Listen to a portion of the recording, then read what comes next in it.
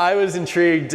We talked actually a couple years ago about your disappointment with the LSAT, and then you did a revisionist history episode where you took the LSAT. Took the LSAT. You were not happy with the fact that this test is timed. Very unhappy. Tell us why not, and then I'm going to tell you why you're wrong. Well, here I was taking a test to gain essentially entry into the legal profession. And I discovered, as I took this test, that they were trying to make me rush. And there were several things that struck me as odd about this. First of all, when I was doing my tutoring, as I did, the whole tutoring was about how to answer questions quicker than you would normally answer questions. And in fact, I was given explicit instructions about how in the reading section, for example, to read it without comprehending it.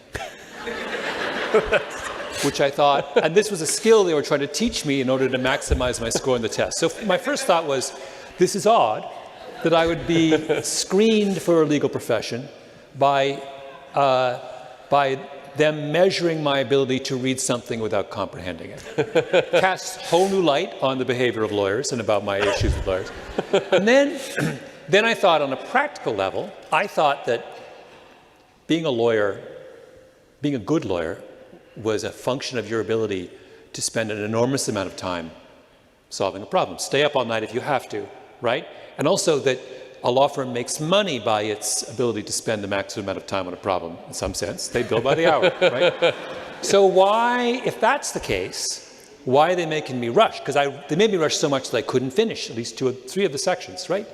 That a real LSAT would be, they give you a series of impossibly hard questions, you get there at 9, and you're like, leave when you're done, right? That is the real, you get there at 9. If you want to take 24 hours, you can be, like, we'll be here all night, and here's some food, right? You can order in. That's what the LSAT should be. And the questions should be really hard, and if you can crack them, taking as long as you want, that strikes me as really good preparation for what you do.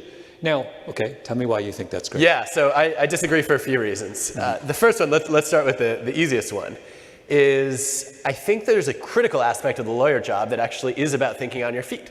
So if you ever go to a trial and you listen to the argument of the attorney on the other side of the case, right, you have to adapt in real time. And you may also, when you're grilling a witness, have to adjust your line of questioning to try to figure out how to get them to say what you want them to say. In the LSAT, is there a portion when you're asked to stand up and think on your feet? I'm trying to think. You sit down and think there is, Adam. No, you're taking me way too literally. I mean, there is a skill in thinking rapidly that a lot of lawyers depend critically on.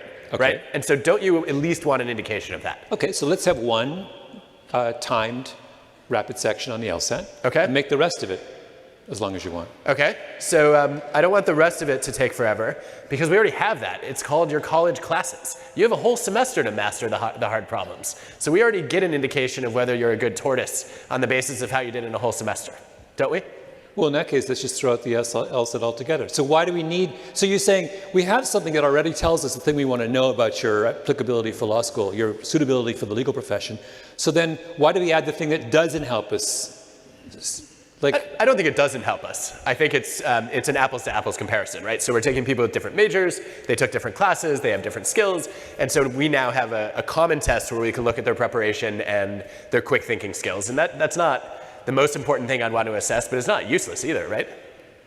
Well, there are lots of things that are not useless. So, I mean, I could say, let's all go run a 5K, and I would be terribly interested in the results of that 5K because it would tell me something about your physical stamina. Is your physical stamina relevant to your ability to be a good lawyer?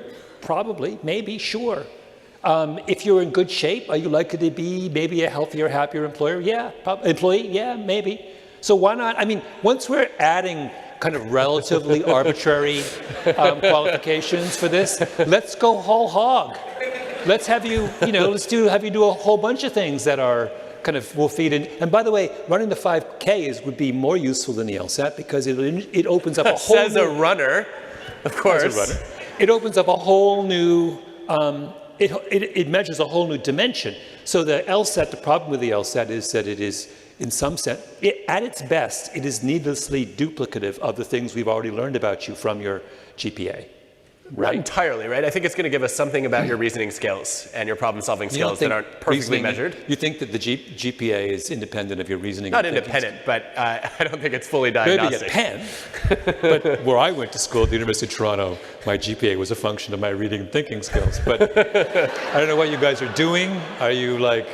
Our measures aren't as perfect and consistent as we would like. Wait a second. Why are you standing up?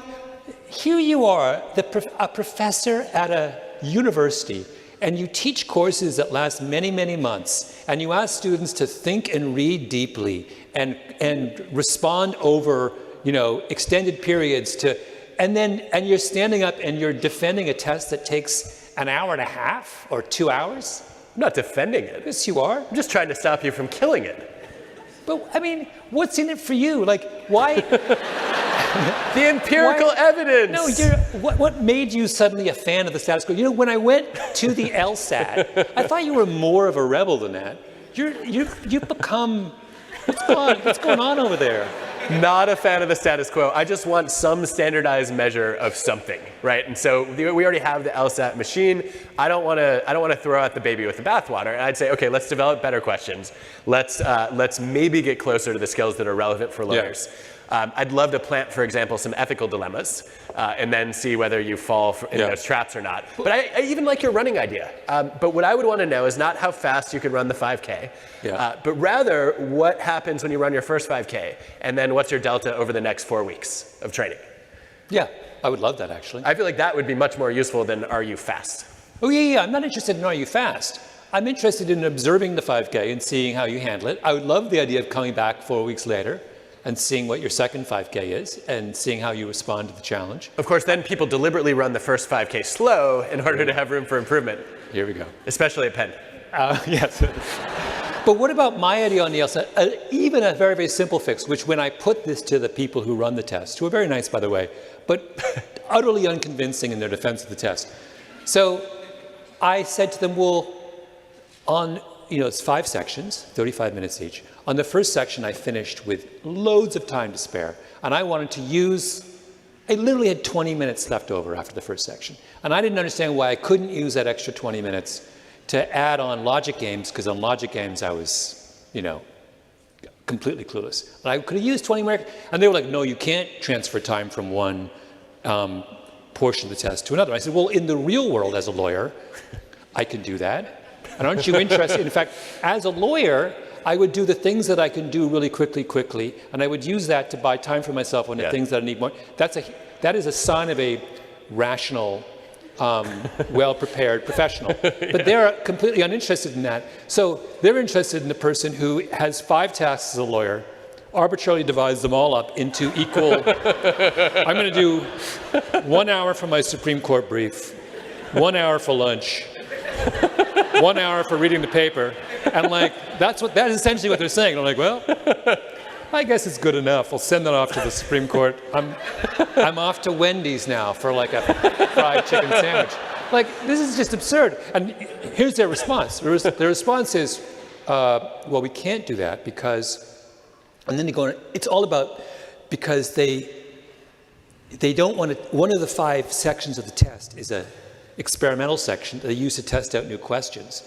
And so it's very important for the experimental section for it to be timed. And so if you could transfer time among them, they would have to make that for only the non-experimental sections. And so you would know what the experimental, I mean, it's just absurd. Basically, it's all about making their own lives easier. How about we have 2 experimental sections and then you can transfer time between them? It seems very simple. It seems very simple. No, I think that makes a lot of sense, surprisingly. And